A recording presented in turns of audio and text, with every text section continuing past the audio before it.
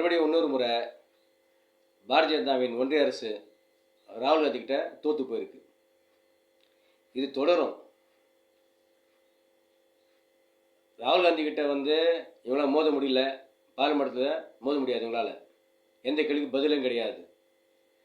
அவர் இந்தியாவுடைய நலன் கருத்தில் கொண்டு, மக்கள் நலன் கருத்தில் கொண்டு கேள்வி கேட்குறாரு. அந்த கேள்விக்கு இவங்களுக்கு பதிலே கிடையாது. ஏன்னா பெரிய ஊழல் அதிகம் தான்.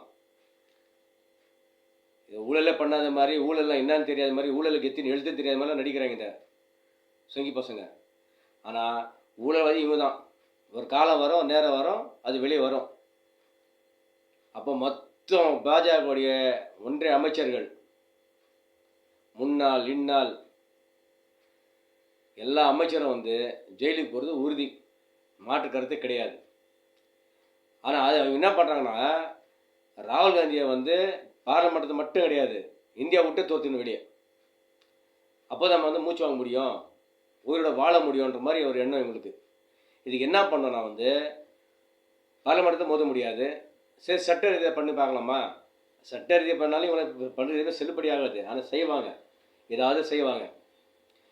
அதுக்கு ஒரு உதாரணம் தான் இவர் இந்தியர் கிடையாது, லண்டனில் வியாபாரம் இருக்குது, இவர் பிரிட்டிஷுடைய குடியுரிமை பெற்றவர்னு ஒரு கதை விடுறாங்க. இது 2009, 2015, 2019 இது மாதிரி நிறைய காலகட்டத்தில் கொண்டு போனாங்க.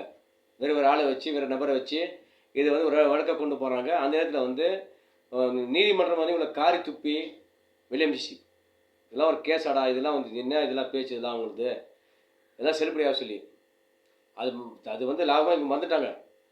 மறுபடியும் அதே விஷயத்துக்கு கொண்டு வந்திருக்காங்க. அது யார் மூலமானா, சும்மா இருக்க சுப்பிரமணிய சாமி, அவர் சும்மா இருக்காரு, அவர் மூலமாக கொண்டு வராங்க.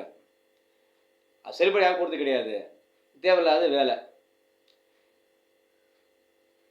அதே மாதிரி ஒரு பழனிசாமி, இவர் பாருங்கள், இவர் நம்ம தொடக்கூடாது பார்க்குறோம்.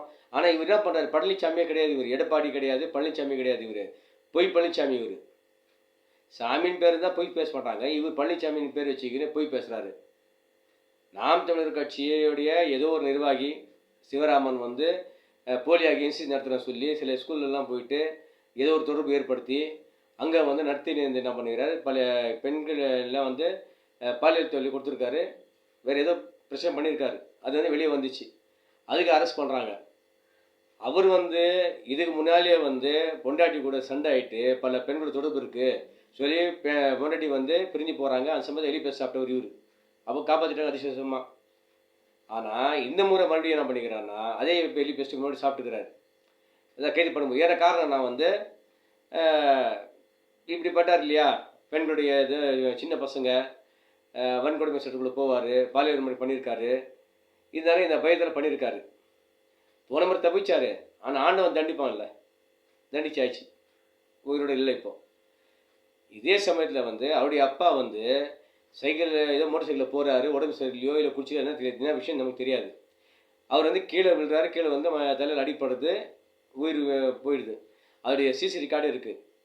இத்தனை இருந்தும் இதை சந்தேகம் வரும் சொல்லி இவர் புதுசாக ஒரு கதை விடுறாரு. யார் விடுறாரு, கதை உள்ள கலகம் பண்ணுறாரு. இவருக்கு என்னன்னா எடப்பாடிக்கும் சீமான் என்னன்னா, ஏதாவது பண்ணி நம்மளை கைது பண்ணால் உயின்னு கத்தி நம்ம பெரிய ஆளாயிடலாம், ஏதோ ஒன்று பண்ணலான்னு பார்க்குறாங்க. தமிழக விஷயம் தொட மாட்டேங்குது, ஆண்டவன் தொடுவான், கலகம் ஏற்படுத்துறாரு. எல்லாம் எப்படி சொல்கிறது, இது கோமாளிங்க வேலை தான் எல்லாம். ஆனால் இவங்களாம் புதுசாக நினச்சிக்கிறாங்க.